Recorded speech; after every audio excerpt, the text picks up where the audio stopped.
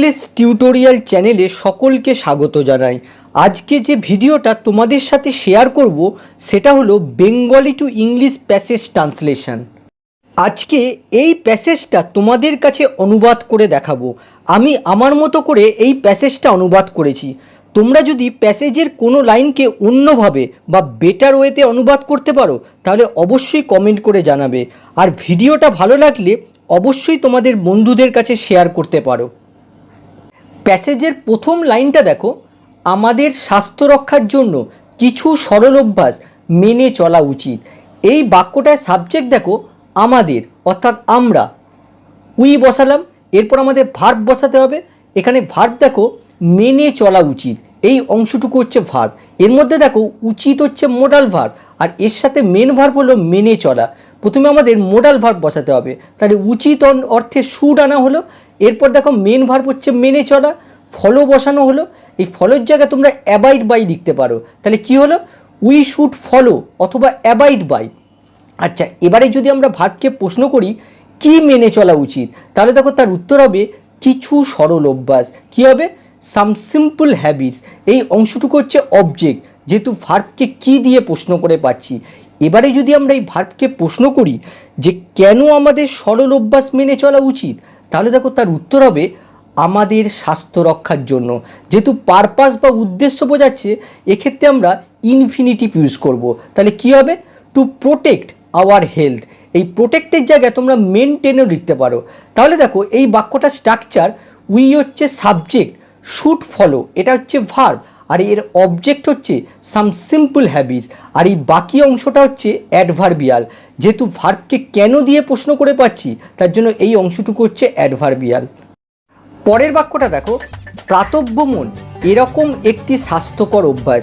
আমরা এই লাইনটাকে অনুবাদ করব প্রাতঃভ্রমণ হয় এরকম একটি স্বাস্থ্যকর অভ্যাস। তাহলে প্রথমে আমাদের সাবজেক্ট বসাতে হবে প্রাতঃভ্রমণ, মর্নিং ওয়াক, তারপরে ইস আনা হলো। তারপরে দেখো রয়েছে এরকম একটি স্বাস্থ্যকর অভ্যাস, ওয়ান সাচ হেলদি হ্যাবিট। তাহলে এই বাক্যটার স্ট্রাকচার দেখো, মর্নিং ওয়াক হচ্ছে সাবজেক্ট, ইস হচ্ছে ভার্ব, আর তারপরে দেখো ওয়ান সাচ হেলদি হ্যাবিট, এই অংশটুকু হচ্ছে কমপ্লিমেন্ট। পরের বাক্যটা দেখো, প্রকৃতপক্ষে প্রাতঃভ্রমণ একটি ভালো শারীরিক ব্যায়াম। আমরা এই বাক্যটাকে অনুবাদ করব প্রকৃতপক্ষে প্রাতঃভ্রমণ হয় একটি ভালো শারীরিক ব্যায়াম। দেখো প্রথমে রয়েছে প্রকৃতপক্ষে, এটা হচ্ছে অ্যাডভার্ব, তাহলে কি হবে? অ্যাকচুয়ালি। তারপরে দেখো সাবজেক্ট হচ্ছে প্রাতঃভ্রমণ, মর্নিং ওয়াক বসানো হলো। তারপরে এখানে একটা হয় আনতে হবে, ইস বসানো হলো। তারপরে দেখো রয়েছে একটি ভালো শারীরিক ব্যায়াম, আ গুড ফিজিক্যাল এক্সারসাইজ। তাহলে দেখো অ্যাকচুয়ালি হচ্ছে অ্যাডভার্ব, তারপরে দেখো মর্নিং ওয়াক হচ্ছে সাবজেক্ট, ইস হচ্ছে verb, a good physical exercise এটা হচ্ছে সাবজেক্ট কমপ্লিমেন্ট, সাবজেক্ট সম্পর্কে ইনফরমেশান দিচ্ছে। নেক্সট বাক্যটা দেখো, এমনকি চিকিৎসকেরাও তাদের রোগীদের নানাবিধ রোগের বিশেষত ডায়াবেটিসের প্রতিবিধান হিসেবে প্রাতঃভ্রমণ করার উপদেশ দেন। দেখো বাক্যটা শুরুতে রয়েছে এমনকি, এটা হচ্ছে অ্যাডভার্ব। অ্যাডভার্ব বাক্যের শুরুতে থাকলে শুরুতেই বসাতে হবে, তাহলে ইভেন বসানো হলো। এরপর দেখো সাবজেক্ট হচ্ছে চিকিৎসকেরা, ডক্টরস বসানো হলো। চিকিৎসকেরা কি করেন? উপদেশ দেন, উপদেশ দেন হচ্ছে ভার্ব, অ্যাডভাইস বসানো হলো। এবারে যদি আমরা এই ভার্বকে প্রশ্ন করি কাদের উপদেশ দেন, তাহলে দেখো তার উত্তর হবে তাদের রোগীদের। কি হবে? দেয়ার পেশেন্টস। তাহলে দেখো এই দেয়ার পেশেন্ট এটা হচ্ছে এই ভার্বের অবজেক্ট, ভার্বকে কাদের দিয়ে প্রশ্ন করে পাচ্ছি। আচ্ছা, কি করতে উপদেশ দেন? এখানে দেখো রয়েছে প্রাতঃভ্রমণ করার, আমরা অনুবাদ করব প্রাতঃভ্রমণ করতে। কি হবে? To take a morning walk. To take a morning walk এর অর্থ হলো প্রাতঃভ্রমণ করা। তারপরে দেখো বাকি অংশটা পড়ে রয়েছে নানাবিধ রোগের বিশেষত ডায়াবেটিসের প্রতিবিধান হিসেবে। প্রথমে আমরা অনুবাদ করব প্রতিবিধান হিসেবে। কি হবে? As a remedy. আচ্ছা, কিসের প্রতিবিধান? এখানে দেখো রয়েছে নানাবিধ রোগের বিশেষত ডায়াবেটিসের। প্রথমে অনুবাদ হবে নানাবিধ রোগের, দেখো শেষে এর আছে, তাহলে কি হবে? Of various diseases. তারপরে দেখো রয়েছে বিশেষত ডায়াবেটিসের, তাহলে কি হবে? Specially diabetes. পরের বাক্যটা দেখো, তাছাড়া প্রাতঃভ্রমণ নিশ্চিতভাবে সারাদিনের কাজের জন্য শুভারম্ভ। আমরা এই বাক্যটাকে অনুবাদ করব তাছাড়া প্রাতঃভ্রমণ হয় নিশ্চিতভাবে সারাদিনের কাজের জন্য শুভারম্ভ। প্রথমে রয়েছে তাছাড়া, মোরওভার বসানো হলো, মোরওভার হচ্ছে কনজাংটিভ অ্যাডভার্ব। তারপরে দেখো সাবজেক্ট হচ্ছে প্রাতঃভ্রমণ আর মর্নিং ওয়াক। তারপরে দেখো ভার্ব আনা হলো ইস। তারপরে দেখো রয়েছে অ্যাডভার্ব। অ্যাডভার্ব সাধারণভাবে বাক্যে কমপ্লিমেন্ট থাকলে ঠিক তার আগে বসে। এখানে দেখো কমপ্লিমেন্ট হচ্ছে সারাদিনের কাজের জন্য শুভারম্ভ, এই অংশটুকু হচ্ছে কমপ্লিমেন্ট, তাই কমপ্লিমেন্টের আগে এই অ্যাডভার্বটা বসানো হলো। ডেফিনিটলি, ডেফিনিটলি হচ্ছে নিশ্চিতভাবে। তারপরে দেখো এই কমপ্লিমেন্ট আমাদের অনুবাদ করতে হবে। এখানে দেখো শেষে রয়েছে শুভারম্ভ। শুভারম্ভ মানে ভালো শুরু, কি হবে? আর গুড স্টার্ট। তারপরে দেখো রয়েছে সারাদিনের কাজের জন্য, কি হবে? To the day's work. তাহলে দেখো মোরওভার হচ্ছে অ্যাডভার্ব আর মর্নিং ওয়াক এই অংশটুকু হচ্ছে সাবজেক্ট, ইস হচ্ছে ভার্ব আর ডেফিনিটলি হচ্ছে অ্যাডভার্ব। আর তারপরে দেখো a good start to the day's work এই অংশটুকু হচ্ছে কমপ্লিমেন্ট। পরেরটা দেখো, প্রাতঃভ্রমণের আরও একটি গুরুত্বপূর্ণ বৈশিষ্ট্য আছে। এই বাক্যটার অনুবাদ খুবই সহজ, আমরা এভাবে লিখতে পারি, morning walk has another important feature.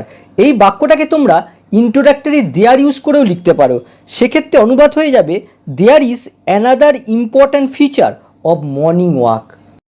পরবর্তী বাক্যটা দেখো, প্রাতঃভ্রমণের সময় আমরা প্রকৃতির আরও ঘনিষ্ঠ সংস্পর্শে আসি।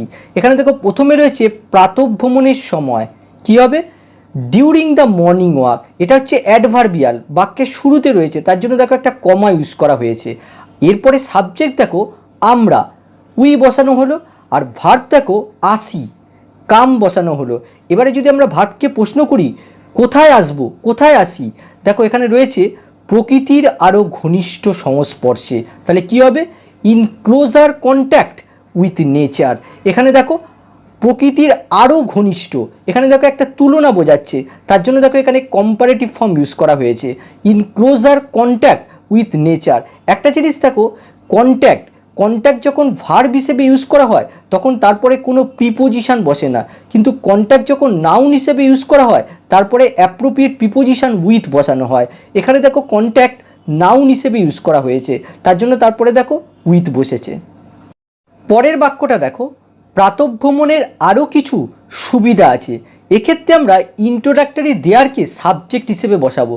তাহলে দেখো দেয়ার বসানো হলো, এই ইন্ট্রোডাক্টরি দেয়ারের কোনো বাংলা অর্থ হয় না, আর দেয়ারের পরে সবসময় বি ভার্ব রাখা হয়, তার জন্য এখানে আর বসানো হলো।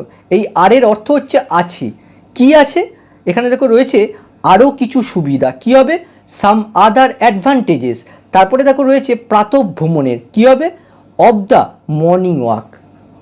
পরের বাক্যটা দেখো, অন্য কিছু ব্যায়াম যেমন সাইকেলে চাপা, ঘোড়ায় চাপা, সাঁতার কাটা বা জিমন্যাস্টিক প্রভৃতির জন্য আমাদের খোলা জায়গা, অন্য লোক বা যন্ত্রপাতির ওপর নির্ভর করতে হয়। বাক্যটা দেখো বেশ বড়। প্রথমে আমাদের সাবজেক্টকে আইডেন্টিফাই করতে হবে। এই বাক্যটার মধ্যে সাবজেক্ট দেখো আমাদের, অর্থাৎ আমরা, উই লিখলাম। এরপর ভার্ব দেখো নির্ভর করতে হয়, কি হবে? আর টু রিলাই অন। এখানে দেখো আর টু ইউজ করেছি। মনে রাখবে কোনো কিছু করতে হয়, যেতে হয়, খেতে হয়, এগুলো থাকলে সাধারণভাবে ইজ টু, আর টু এগুলো ব্যবহার করা হয়। যেহেতু প্লুরাল সাবজেক্ট তার জন্য প্লুরাল ভার্ব ব্যবহার করা হয়েছে। তাহলে দেখো we are two rely on, আমাদের নির্ভর করতে হয়।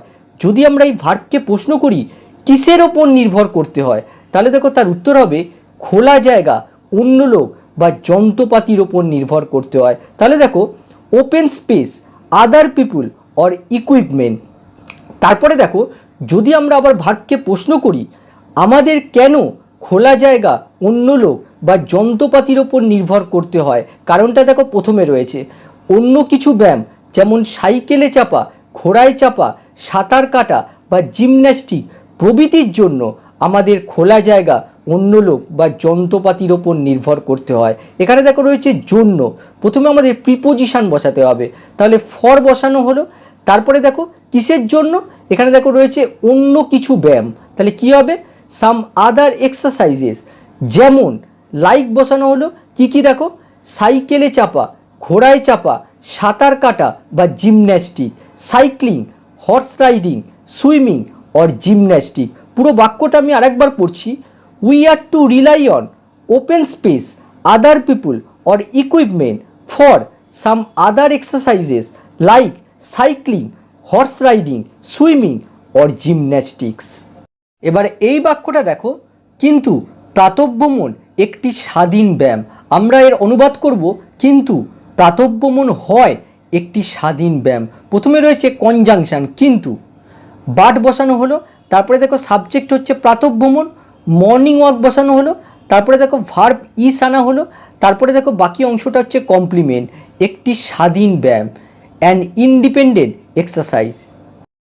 পরের বাক্যটা দেখো, যদি কেউ স্বাস্থ্যকেই সম্পদ হিসেবে পেতে চায় তাহলে সে প্রাতঃভ্রমণ করতে পারে, যেহেতু এটা খুবই সহজ এবং উপকারী। এই বড় বাক্যটার মধ্যে দেখো তিনটে কনজাংশন রয়েছে, যদি, তাহলে, যেহেতু। প্রথমে আমরা প্রথম কনজাংশন সহ এই বাক্যটাকে অনুবাদ করব, তারপরে আমরা দ্বিতীয় কনজাংশন সহ এই বাক্যটাকে অনুবাদ করব, তারপরে আমরা তৃতীয় কনজাংশন সহ এই বাক্যটা অনুবাদ করব। প্রথমে আমরা প্রথম কনজাংশন সহ এই বাক্যটা অনুবাদ করব।